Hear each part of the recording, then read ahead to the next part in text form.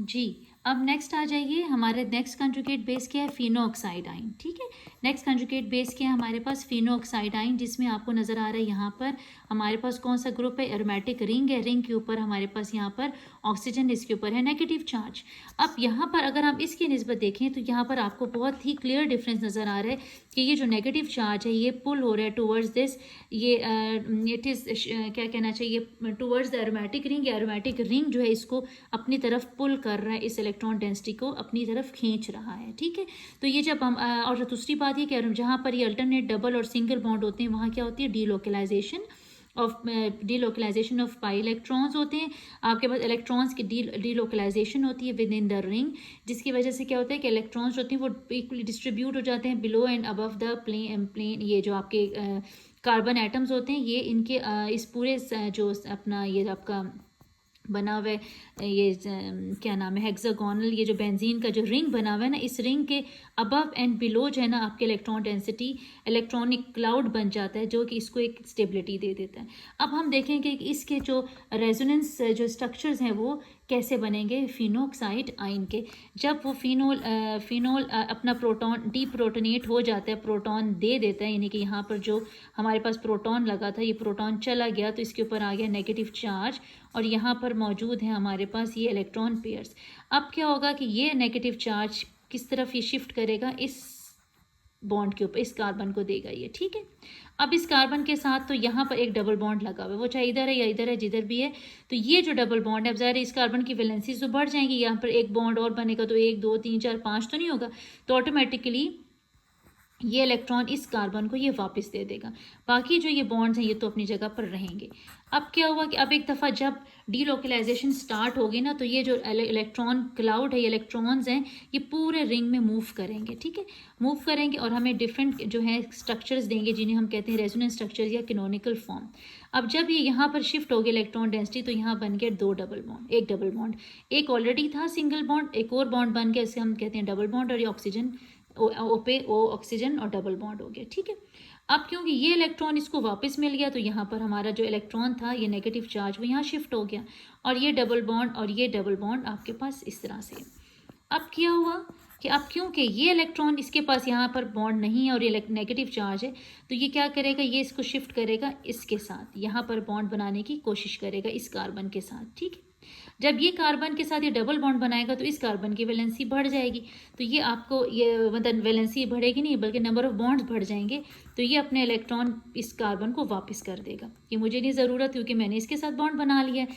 अब हमारे पास एक और स्ट्रक्चर बन गया रेजोनेंस का, और वो क्या बन गया कि जब ये इलेक्ट्रॉन इसको वापस हो गए तो ये इलेक्ट्रॉन इसको वापस हो गए, नेगेटिव चार्ज यहाँ शिफ्ट हो गया, और ये इलेक्ट्रॉन इसने इस कार्बन को दे के बना लिया डबल बॉन्ड, एक डबल बॉन्ड और यहाँ पर बना हुआ है, और ये डबल बॉन्ड भी बना ऑक्सीजन के साथ।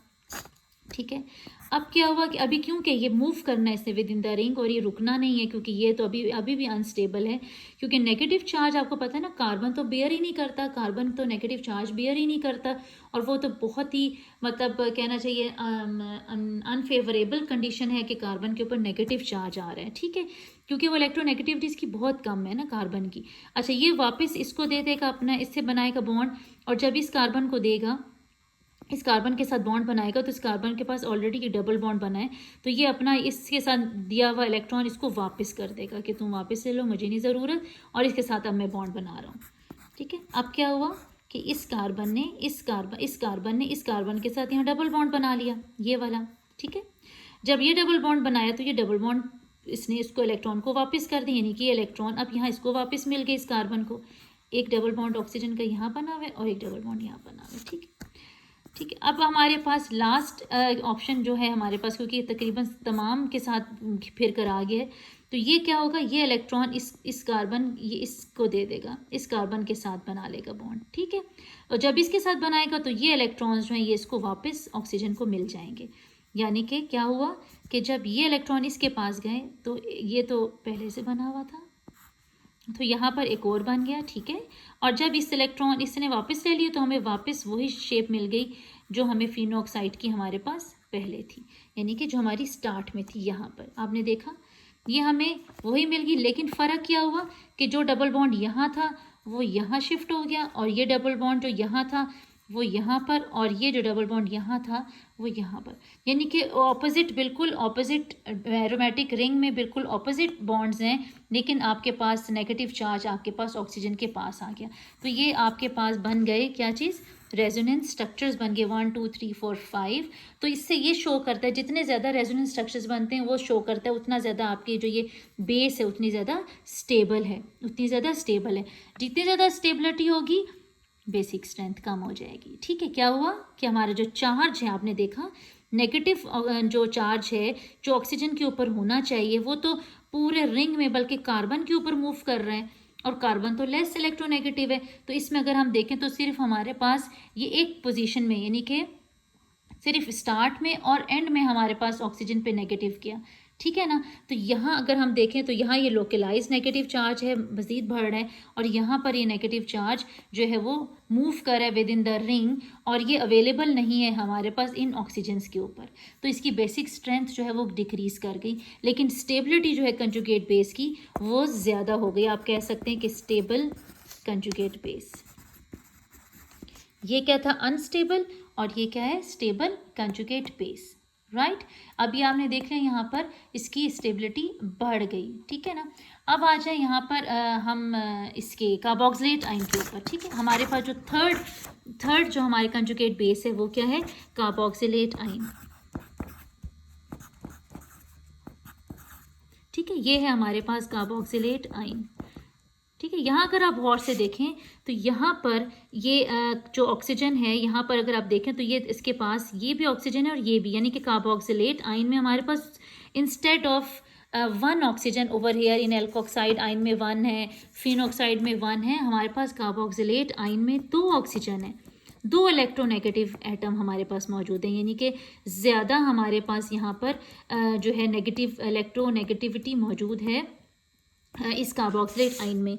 तो जब हमारे पास यहाँ पर हमें नज़र आ रहा है तो इसके भी पॉसिबिलिटी है कि इसके भी रेजोनेंस स्ट्रक्चर्स बनाए जा सकते हैं। कैसे कि आपका ये इलेक्ट्रॉन यहाँ शिफ्ट हो जाए और ये जो इलेक्ट्रॉन है इसको वापस मिल जाए। ठीक है, तो आपके पास क्या हो जाएगा कि ये इलेक्ट्रॉन इसको वापस मिल गए और यहाँ बन गया डबल बॉन्ड। ठीक है, ठीक है, यहाँ बन गया डबल बॉन्ड।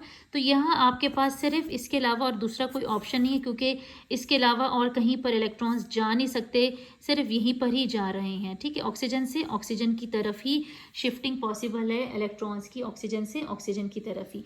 तो अगर हम इसका हाइब्रिड देखें कि अगर हम इसका रेजोनेंस हाइब्रिड बनाएं